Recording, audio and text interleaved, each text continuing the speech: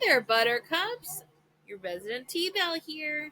Welcome to Hark, 'tis the Teabelle. Let's dive in for that tea today, huh? Buttercups, we're doing something just a little bit different today. And we're going to go down the rabbit hole of the origin of Black Friday. We all know what Black Friday is. It is the day after Thanksgiving where we get highly discounted things, get up super early, and try and get doorbusters, and retailers try to make a bigger profit than usual, right? Now, I promise you I'm not trying to rant when I make this episode. It's just a little bit difficult, just looking at how Black Friday has progressed over the years. So let's just start at the beginning, right?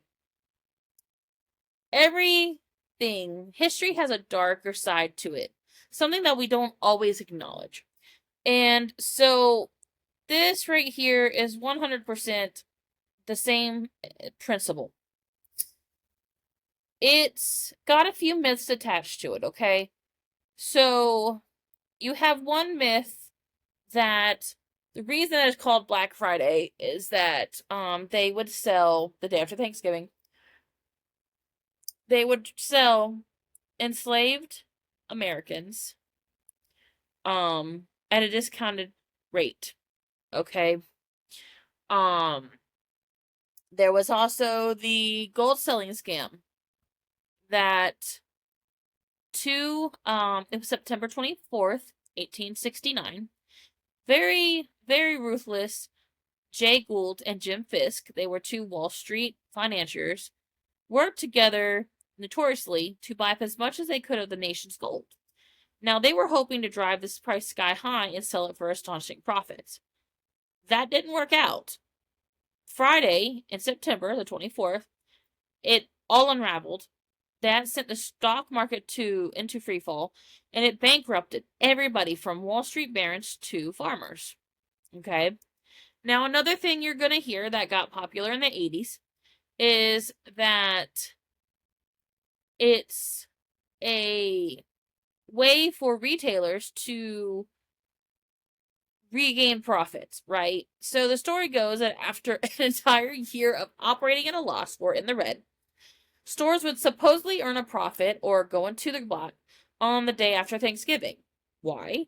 Because holiday shoppers blew so much money on discounted merchandise.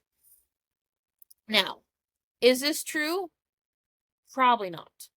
But that is one of the few one of the stories that goes around. Now, what we're gonna do is go to the very, very first recorded Black Friday sale. This was in January, though, not in November, and this was 1891. There was a store called The Hub. It was in Great Falls, Montana. It was a clothing store. And they had advertised a post-Christmas Black Friday bargain sale. They really just wanted to reduce their inventory. So suits, overcoats, children's wear, etc. Okay? And so that is your first recorded Black Friday sale, but in January. Now, 1924 hits, and the Friday after Thanksgiving now becomes the unofficial start to the holiday shopping season. Why? Well, we can thank this Macy's Thanksgiving Day Parade.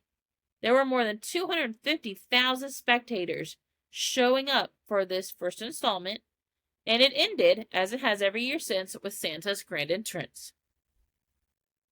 Now, you hit the 1950s, and the police they're not thrilled about this day, okay? According to the History Channel, they referred to the day after Thanksgiving as Black Friday because hordes of suburban shoppers and tourists flooded into the city in advance of the big Army-Navy football game held that Saturday every year. Now, this leads me to imagine and believe that probably every single cop was required to work that day to deal with this traffic, the crowd control, the increased number of shoplifters, because I'm sure retailers were taking advantage, right? Now, this leads us to an attempted reform in 1961. They wanted to rebrand. Philadelphia said, hey, let's call it Big Friday and Big Saturday. Obviously, the names didn't stick. But that wasn't the end to the attempt to rebrand this.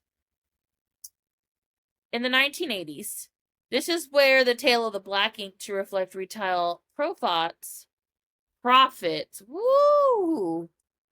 gained traction.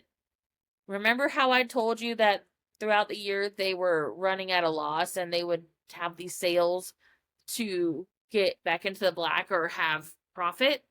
This is when it took this story gained traction in the 1980s. Now, the 1990s, retailers started thinking and they were refining their Black Friday strategies.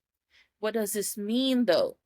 This means they would open up at 5 a.m., unusual hours. They'd offer steep discounts and loss leader deals to early shoppers, like doorbusters and such, right? And just highly discounted stuff. Now, what they did, though, was they limited discounts to the morning.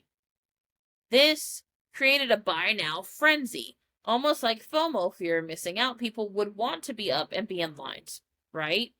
And to get these super discounted loss leader items. So that makes sense. They were trying to make it seem like they were putting a limit so that you knew you had to be up. Now, prior to 2002, the Saturday before Christmas was the busiest shopping day of the year. And at that point, Black Friday ranked between 4th and 8th on the list. And this was according to the International Council of Shopping Centers. But Black Friday became busier, and it began rising up that list. It started moving on up, right?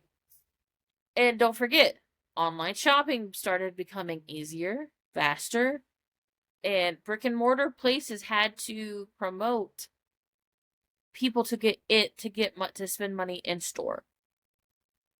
And that was 2000s. Now we're moving to the 2010s, and we're starting to get a jump on Black Friday sales. How are we doing that? We're experimenting with opening on Thanksgiving to get a jump on this. So, Walmart, Target, places like that. And some places now are sitting out the busiest shopping day of the year. Because in their mind, you should not have to work Thanksgiving. And I concur. Thanksgiving should be a day for family. But that leads me to look at how it's progressed since. We are now in 2025. I don't know if anybody else has noticed or paid attention like I have, but Black Friday is no longer just Black Friday, is it? It literally encompasses the month of November. We are told to share our blessings. What are we grateful for? Reflect. It's almost the end of the year, right? And then all of a sudden, you have Black Friday deals that go all the way to Black Friday from the beginning of the month. Now, I will tell you that I do believe that it is smart on the part of retailers to do something of this nature, but it does lead you to the question of how far is a business going to go in terms of trying to get these sales, right? So that's where we go to. Now, at this point, you're going to ask, well, okay, if that's the case, what is the point of going in store, or should I order online? The crazy thing is, if you think about this, because shopping online has been made easier, right? That puts more business into the hands of FedEx, UPS, and your post office. And if you ask any single postal worker, you're going to find out that December is one of the biggest months of the year. I promise you. because they are at full capacity, because people are now shopping more online than they are in store. But can you blame them? Because at the end of the day, what happens is you go into a store, you have long lines, they may not have what you want, and at the end of the day, you have to deal with these crowds. Shopping online when you have that same deal is just a lot easier, is it not? So, however you feel about Black Friday, whether you're all for it and you get up at super early and you go to these stores, or you just skip it. We know that Black Friday really started in a little bit of a nefarious way. Where now these are branding. This should tell you that as a country, as a capitalist country, right? We're entrepreneurially forward. We have to be careful in terms of how we market and how we sell to the people. Now, what I'm going to tell you guys in terms of Black Friday, if you can, go to the small communities, go to the small shops. They're going to have their own Black Friday deals. They're going to have their own deals, obviously, for December and November. But go to them if you can. Show some love to the smaller stores, to the people that make handmade stuff, if you can. Now, here's to say, not everybody can. And there's nothing wrong with that. But if you can at least show some love by sharing, commenting, and giving these small businesses, these handmade gifts, people trying to do things that's not mass produced, by sharing, caring, do it if you can. Now I'm gonna step off my my little box, my soapbox here. I'm gonna end this TED talk. And if you guys have any other rabbit holes, please let me know. I cannot wait to jump down these rabbit holes.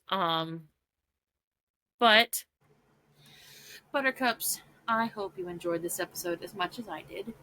And if you did, and you have comments or questions or even suggestions on what we should be talking about, which I would totally go for, you can email me at harktisthetebelle@gmail.com. You can find me on Spotify, YouTube, and the Facebook. All right. But I hope you guys have a spectacular week, and I can't wait to see you next week.